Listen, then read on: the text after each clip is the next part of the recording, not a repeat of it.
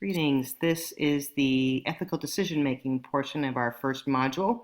We spent some time in the previous lecture addressing the issues of decision-making in general, how we go about making those decisions and the considerations and the influences on them. Now we're taking it the next step, and we're going to address a little bit more specifically the process of making an ethical decision and some of the different kinds of considerations that we need to take into account as we um, leap into the area of business ethics and business ethical decisions. So we will get into more in-depth discussion on ethical theories in later lectures, but for now we're going to talk broadly about how we go about making an ethical decision. So as you can see from the slide here, how do we know what is right or wrong? I mean, it seems so simple to say, well, there's always a right and a wrong answer to every dilemma, but in fact, there's not. And what I hope to bring to your attention as we move through and understand this material a bit more, we have to recognize that there are multiple lenses that we can use to view a situation. And in fact, we'll discuss 4 key lenses that you'll see in the ethical lens exercise as well as in our discussions on ethical theories. And each of these 4 lenses are completely appropriate in the way that we view the world, but they come up with very different conclusions, or certainly very different reasons why we might conclude that something is ethical or unethical or appropriate or inappropriate. So that line, as it says there below, between right and wrong, black and white, good and evil, is not so clear because it depends on the lens that we use. It depends on the focal point that we use to pay attention to. The world is much more gray, and decision-making in the realm of ethics is all about the gray. It's not really about the black and white, because if it were black and white, it would be easy, and it's not, of course. So as we go through this remaining material in this lecture, you're going to start to see that ethical decision-making is not easy, cut and dried, and there's not just one right way to make an ethical decision, because everybody comes at it with a very different lens, a different focal point that they use for assessing a situation, and they're all legitimate. So I'm not here to teach you how to decide what is right or wrong for you. That's your business. You know what's right or wrong based on your upbringing and your experiences and your worldview. My goal here in this class is to make sure you recognize how to be consistent in the way that you approach making good ethical decisions, but also respect that there are different ways to go about doing that. So the next big question is, why do we explore ethics in a business context? Isn't ethics and ethical theories really the realm of philosophy, and why does it matter as we get into thinking about business decision making? Well, because the bottom line is, ethics failures tend to be business failures. When leaders, owners, managers make poor decisions and they're not under some sort of check and balance, when there's no structure within which how to resolve dilemmas where the choice is between doing the right thing and doing things that are just, could be damaging to people, and it's just sort of profit driven and not really thinking about the impact on people, that's a concern. So as you can see from that quotation there, a study of 60 high-profile business failures found that 2/3 of them were because of economic reasons, and that's not unreasonable, right? There are risks to opening up businesses, a cycle goes up and down, and of course, they're going to, businesses will fail. It's the way things go. But a good third of them, more than a third, were collapsing not because of bad economic issues or just the inherent risks of entrepreneurship, but because of fraudulent, unethical behavior. So what we need are checks and balances to ensure that unethical behaviors are not driving the decision-making of the organization. I love this quotation about ethical corporate culture because it really gets at the fundamental issues around corporate culture, which we will, again, talk more about next week. But an ethical corporate culture is a growing, living, breathing thing, and the more bad behaviors are reinforced, the more people will engage in bad behaviors. If positive behaviors and good behaviors are reinforced, good behaviors will occur.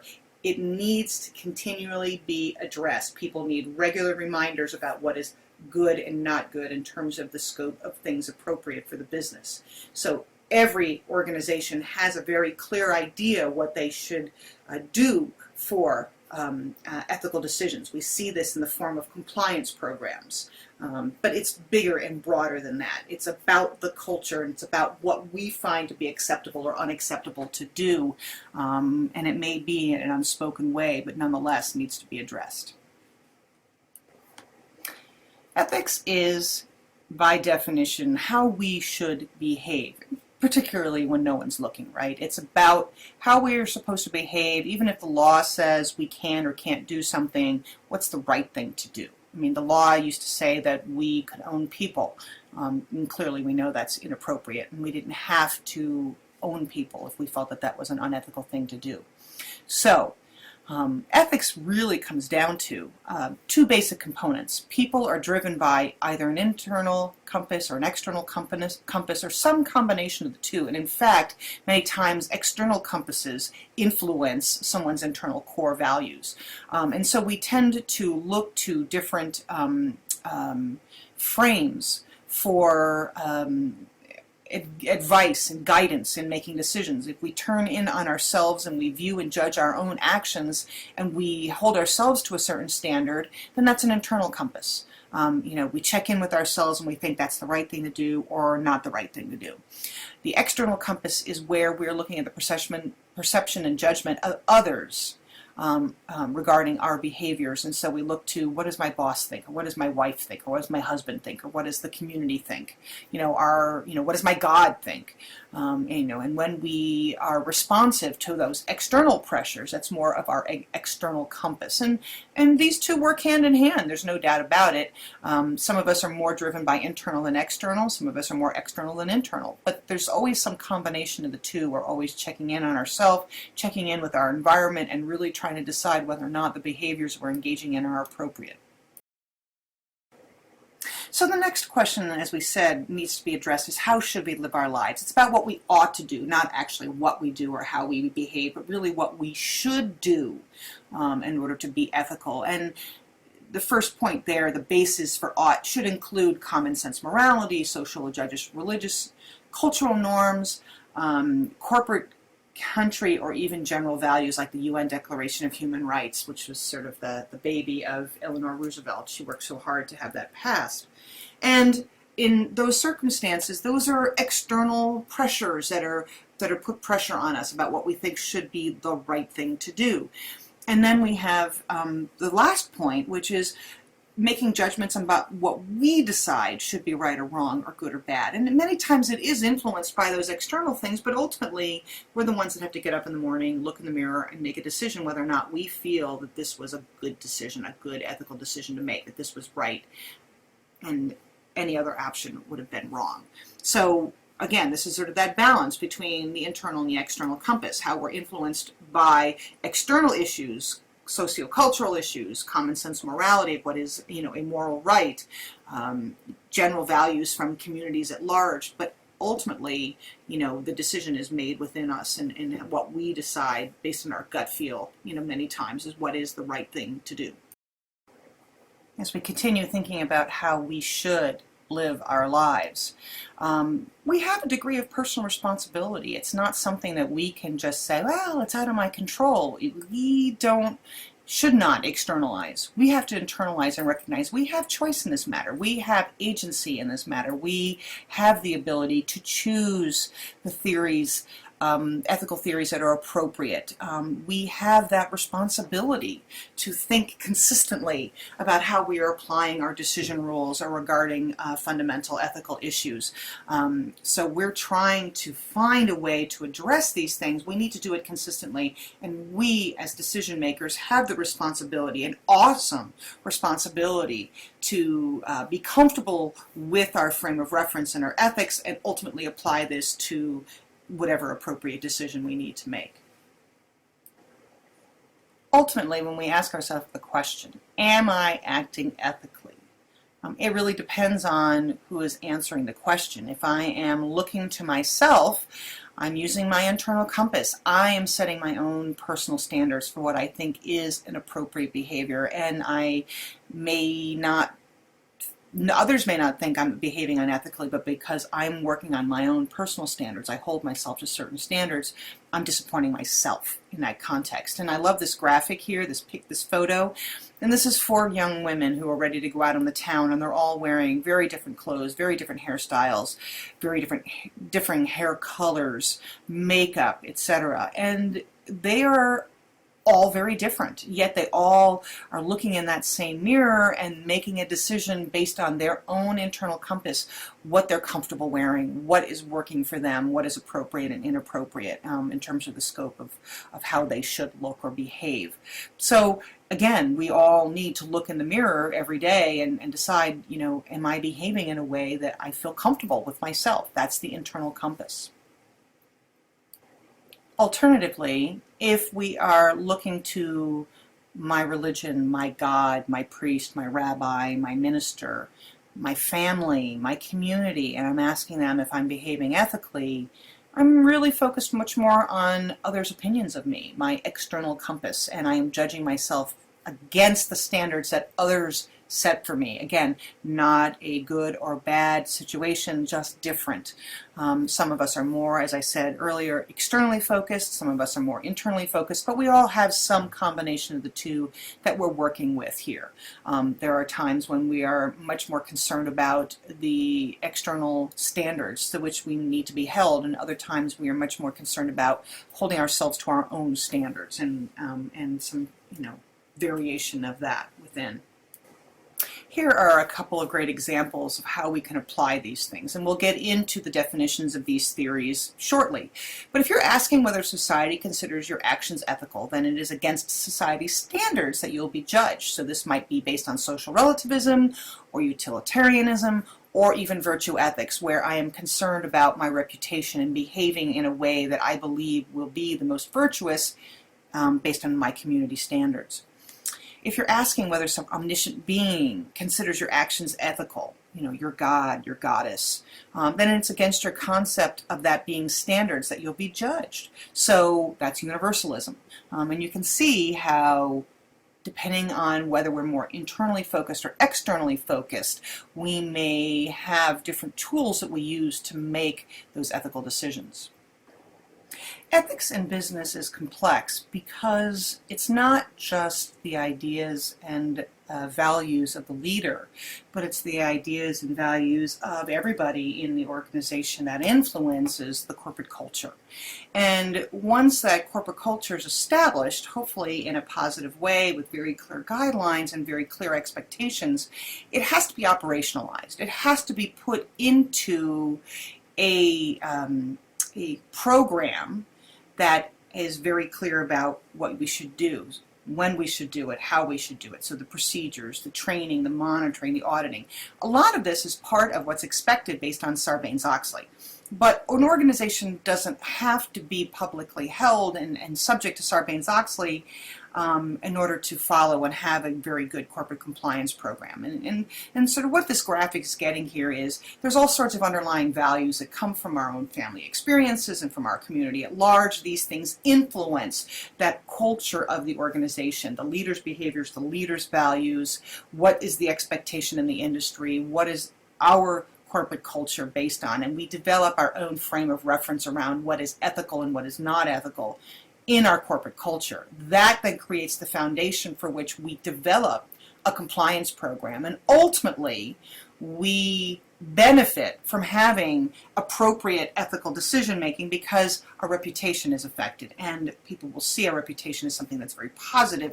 That creates what we call our brand essence. We can then market that, share that, use that to attract quality people, to attract good business, to make it really clear what's acceptable and what's not acceptable. We can be leaders in our industry by setting these appropriate standards. So, One of the things that needs clarity is this relationship between the law and ethics. A lot of people assume because the law says they can do something that it necessarily means it is ethical or right or appropriate. But as we know, there are plenty of laws out there that are wrong or stupid and just don't make any sense whatsoever. So sometimes the law can give us some good guidelines about what is right or wrong. And the nice thing is that the law is really good about helping us to frame appropriate behaviors, but typically the law frames it after there's been pressure on people to create a law. For example, sexual harassment. And it took years and years and years before we were able to define that sexual harassment was considered illegal or inappropriate. It was a form of sex discrimination. So really what it kind of comes down to is that the law is the bare minimum that we need to do. And really it lags behind ethical decisions and moral outrage. It takes ethical outrage or moral outrage to really push a law into being that addresses the moral concerns of the community. But we have to recognize that the law is not right in all situations. The law is constantly changing. I'm looking at segregation, right? Segregation used to be appropriate. Now we all recognize that that's inappropriate. The law is not always representative of universal rights or even what I consider to be my moral rights. And that's always a challenge. You know, it's good for me, but not good for you. So why are we imposing a law on people when it may fit your morals, but it doesn't always fit mine? Hence the challenge we have with having different moral points of view on something. The law is not always right. Slavery is a great example of that, the idea that we could own people and that was considered okay at some point in time. And the Supreme Court confirmed and supported that it was okay. The law doesn't always answer every challenging dilemma and is very slow to catch up to new quandaries, and so it really takes a concerted effort by individuals to put pressure on legislators and organizations to make sure that the laws change to reflect the moral concerns of the community at large. And we see this fight going on all over the place. We spend an enormous amount of time in ethics classes, business ethics classes specifically, addressing unethical behaviors, what is unethical, what is inappropriate. The question always comes up then, does doing the right thing or having integrity actually have rewards? And what we don't realize is that the news, the media, is complicit in this. It focuses on the negative because the negative is much more exciting, much more salacious. But in the end, there are a huge number of people who are really, truly committed to doing the right thing. And fortunately, it just doesn't hit the headlines. It doesn't get the news media excited. But they really do well, and they really do make a difference in the world. And I'd like us to share in the discussion board what companies are actually doing things right. Can we name some companies that are doing things in the right way, appropriately, ethically, and really try to focus on the good and not always on the negative? So as I said, ethical decision-making, ethical action, is a subset of normal decision-making or standard decision-making. We normally make decisions through satisficing, as we talked about, using rules of thumb or heuristics to help us make the minimally satisfying decision, the satisficed decision, as we talked about already. We recognize that we have very, very limited alternatives available to us. So how do we then move from this perspective to ethical action? How do we try to get us in a place where we are prepared and ready for ethical action? Well, the first thing is we have to be aware that there is an ethical issue or an ethical concern, and we have to be willing and able to reason through these issues. And part of what we're doing in this class is teaching you the ability to reason through ethical dilemmas and ethical issues. I can't make you aware of them. I can try.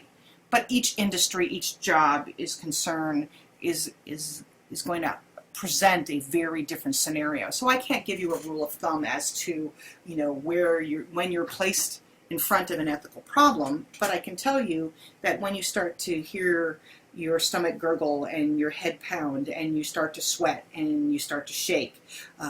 Your body starts to tell you that you're in a situation where there's a dilemma. You need to be in touch with your body and recognizing that that's how you know when you're having a problem, when you're in an ethical dilemma, is your body starts to tell you that first, and then your brain sort of catches up. So, awareness first, we teach you the ability to reason. You have to be motivated to behave ethically. You have to have a corporate culture that reinforces behaving ethically is appropriate. You have to decide that being ethical is important to you. You have to be motivated to do this. Lastly, in order for ethical action to occur, you have to have the persistence or the courage or the fortitude or whatever you want to call it to implement the ethical action, even when the obstacles may be so overwhelming it's really hard. Does that mean that you're not an ethical person if you don't engage in those ethical actions? No, you can be an ethical person and you may choose not to whistleblow, right? You can decide that it is too hard, perhaps because of life circumstances, for me to be able to step up and say what you're doing is inappropriate. I can be aware, I can reason through it, I can have that motivation, but a lot of times we may be faced with a circumstance where we have to whistleblow and we may not feel like we have it in us to stand up and say that that's wrong.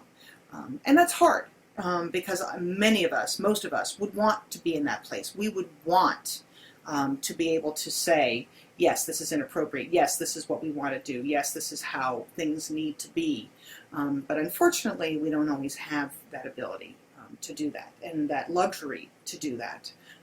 If we have a family and a mortgage and a car payment and a house payment and people that are dependent on us, it may be more challenging to actually step up and do the right thing. It doesn't mean that I encourage you to do the wrong thing, but you may not be able to vocalize when something is going on wrong.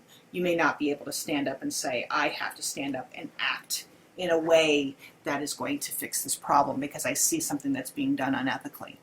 For ourselves, absolutely. We should always push ourselves to behave ethically even when we feel challenged, but we may not always have the ability or the luxury of reporting or whistleblowing when somebody else is doing something. So we have to take that into consideration as we think about ethical action. A key aspect of ethical decision-making is assessing and understanding the needs of our stakeholders. Shareholders are important, but the shareholder approach says only shareholder profit matters most. What we're going to be talking about, which is much more broad, wide, and all-encompassing, is this idea of the stakeholder approach, that shareholders are an incredibly important stakeholder, but only focusing on profit can come at a detriment to dealing with the key relationships that we have to build as we are working, and think about all these key relationships we're engaged in: suppliers, customers, future employees, the local community, our government officials, all these sorts of things. Our job is to ensure that we are focusing on all of our stakeholder needs.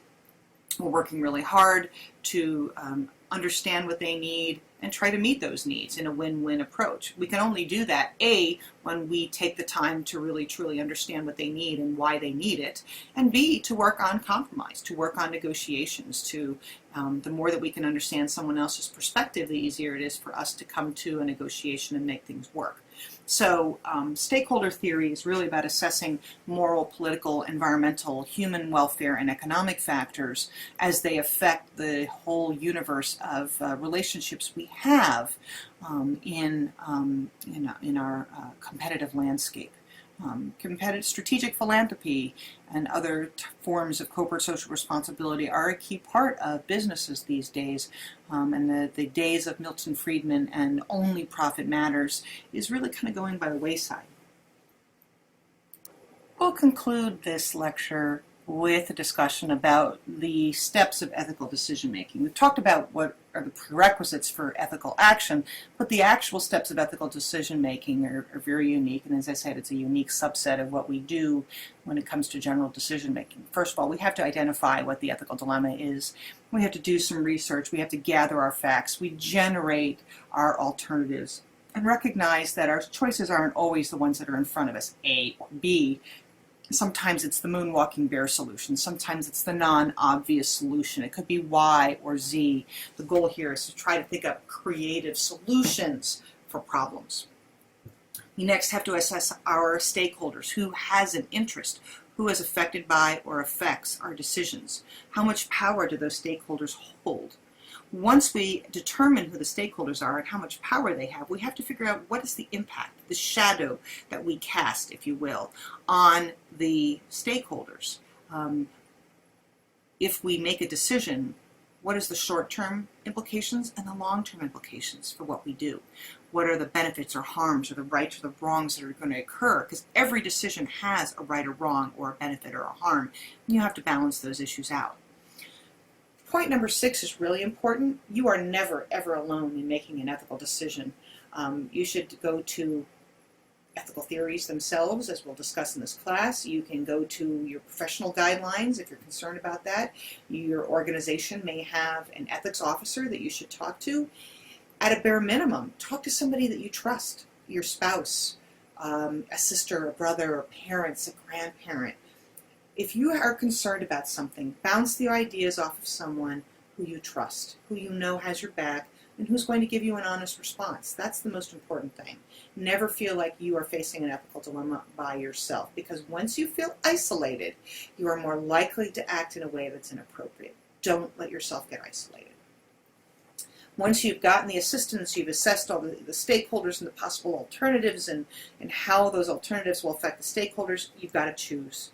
Whatever that is, make an action, make a choice, and then ultimately monitor your outcomes to see whether or not that the choice made sense. So overall, these are the basics of being the basics of ethical decision making. We will get into a lot of these topics, all of these topics, in a lot more depth as we move forward through the next 8 weeks of class. I look forward to exploring all of this material with you.